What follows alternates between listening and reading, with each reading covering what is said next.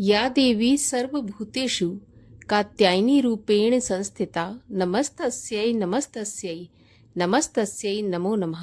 ओम दुम दुर्गाय नमः। आप सभी को नवरात्रि के छठवें दिन की हार्दिक शुभकामनाएं। आज शारदीय नवरात्रि का छठा दिन है और आज के दिन माता कात्यायनी की पूजा की जाती है। माँ कात्यायनी की कथा का श्रवण किया जाता है। आज के इस वीडियो में हम आपको माता कात्यायनी की कथा सुनाएंगे और अंत में माँ कात्यायनी की आरती भी करेंगे। साथ ही ये भी जानेंगे कि माता कात्यायनी को हमें कौन कौन सी चीजें अर्पित करनी चाहिए जिससे माँ कात्यायनी की कृपा हमें प्राप्त हो। तो वीडियो आरंभ करने से पहले आपसे एक ही आग्रह है कि अगर वीडियो आपको पसंद आए तो लाइक अवश्य करिएगा। आपके लाइक से हमें पता चलता है आपको हमारा वीडियो पसंद आया, और अगर वीडियो पसंद आए तो औरों को भी शेयर करिए। साथ ही साथ चैनल को सब्सक्राइब करके बेल आइकन पर क्लिक भी अवश्य कर लीजिए। तो देखिए, नवदुर्गा के 9 स्वरूपों में देवी के छठे स्वरूप को देवी कात्यायनी के नाम से पूजा जाता है। माता कात्यायनी की पूजा नवरात्रि के छठे दिन यानी कि षष्ठी तिथि को बड़े धूमधाम से की जाती है। देवी की महिमा को लेकर हिंदू धर्म में 2 कथाएं बहुत प्रचलित है। देवी के इस स्वरूप की महात्म्य की कथा ऋषि कात्यायन से जुड़ी होने के कारण उनका नाम कात्यायनी पड़ा।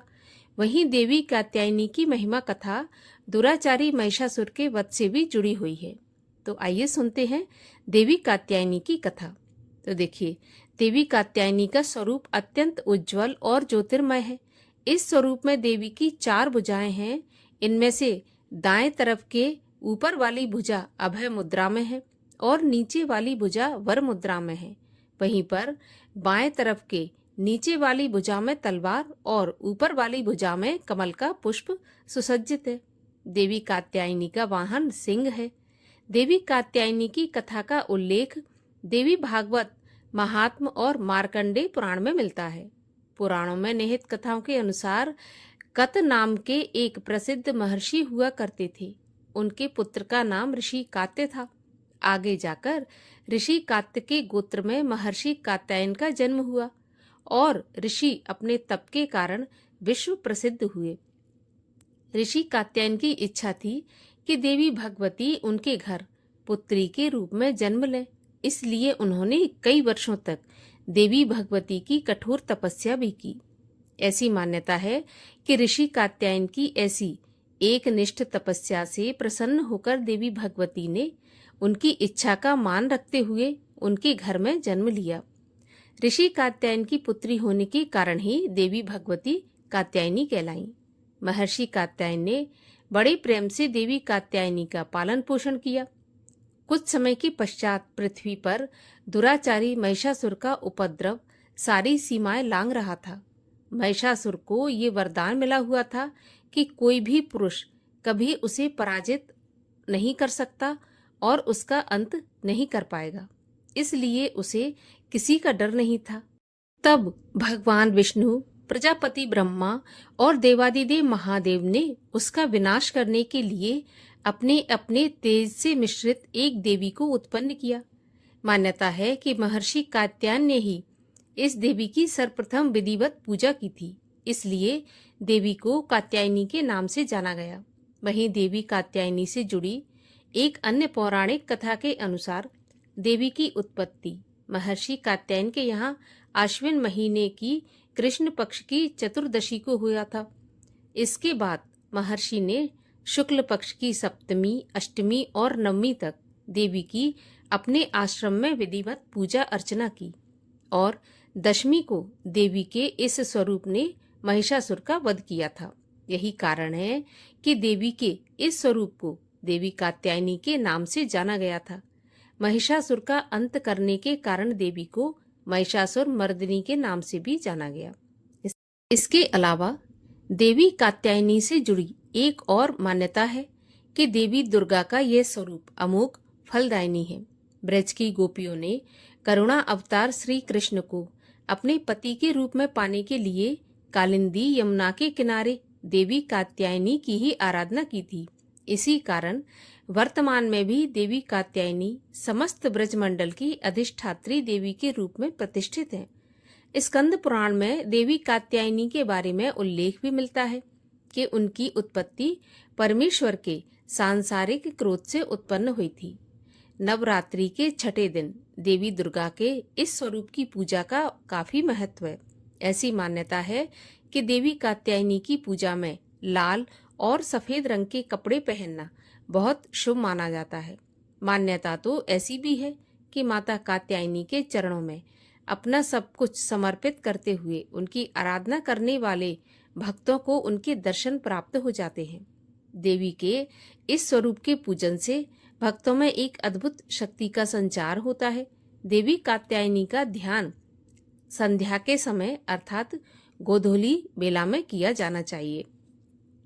ऐसी मान्यता है कि माता को शहद का भोग अत्यंत प्रिय है, इसलिए नवरात्रि के छठे दिन देवी कात्यायनी की पूजा में शहद या फिर शहद से बनी चीजों का भोग लगाना चाहिए। माता कात्यायनी के विधिवत पूजन के बाद महादेव की पूजन का भी विधान बताया गया है। देवी दुर्गा के कात्यायनी अवतार की कथा हमें ये सिखाती है कि अगर भक्ति और संकल्प सच्चा हो तो परम प्रकृति की कृपा सदैव बनी रहती है। जिस प्रकार महर्षि कात्यायन के एक निष्ठ तपस्या से प्रसन्न होकर देवी दुर्गा ने उनकी इच्छा और तपस्या का मान रखा, ठीक उसी प्रकार मनुष्य को भी अपनी भक्ति, निष्ठा और संकल्प के पथ पर अविचल रहना चाहिए। और आइए अब करते हैं कात्यायनी माता की आरती।